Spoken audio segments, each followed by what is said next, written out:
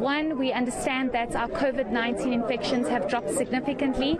Speak to us about your sentiments and if you feel the province is ready to move to adjusted level 1. Yes, certainly the COVID situation in our province over the last 2 months has been improving continuously over a 7-day average, from the infection rate to hospital admissions to the positivity rate. We have been experiencing at least on average 30% decline in the number of people who are infected or new cases or people admitted in hospitals. And the positivity rate is now below 5%, which is the indication that the risk level is very low. Of course, we are continuing to ramp up the vaccination. We are concerned in the last 7 days that the vaccination numbers have come down. But yes, we want to move to level 1. As a province, as I say, over the past 2 months, we were looking, of course, as the country as a whole, we have long come out of the third wave. We can't wait to go to level 1 because we want more sectors of the economy to operate so that people can earn incomes and livelihoods and more people can get employed. And speak to us about the concern that you have over the vaccine process, especially in Gauteng. We know that over 1 million people in Gauteng have not come back for their second jab. Surely this is a concern for you, and if we do move to level 1, this will go hand in hand, won't it? Yes, we have done, we have only 2 million people have full vaccinations or they've been fully vaccinated.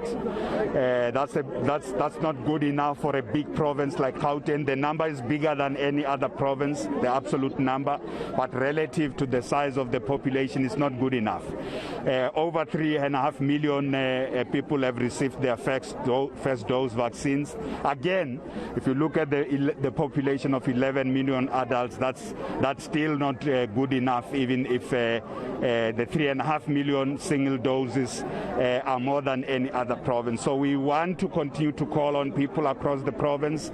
Firstly, those who have taken their first doses of Pfizer, we do need them to return for their second doses. That's over 1 million people, but we also need more people to vaccinate. We have now getting into an election campaign. The chance in the nature of an election, more people congregate, people interact quite a lot, even though the positivity rate is very low and the risk is low. But if you are not vaccinated, the chance of getting infected is still there. We still have, I looked at the numbers, the Gauteng numbers, daily infection. We still have about 300 people on average who are testing positive every day. That's still a problem. But also the real danger of the fourth wave is always there. The scientists tell us we want to ensure that more people vaccinate, they get protection. But we also go into the festive season. We know what happens. The festive season means we want to mix with family. We have had a year and a half that was difficult. We want to have some kind of normal Christmas. People want to have lunch, a family lunch, but we must ensure they are vaccinated. And then just lastly, Premier, we understand that there is a process to elect a new mayor for the city of Johannesburg. Speak to us about that process and when we can expect a new mayor.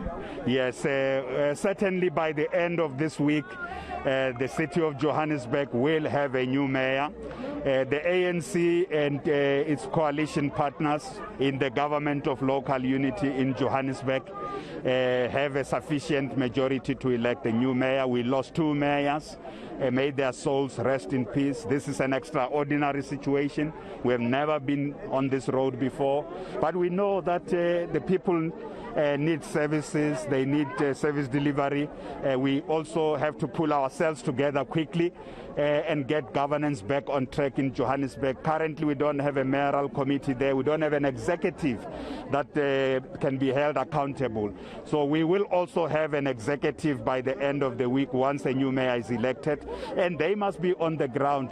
Johannesburg has huge problems with electricity, supply interruptions and water interruptions, and there are other development challenges.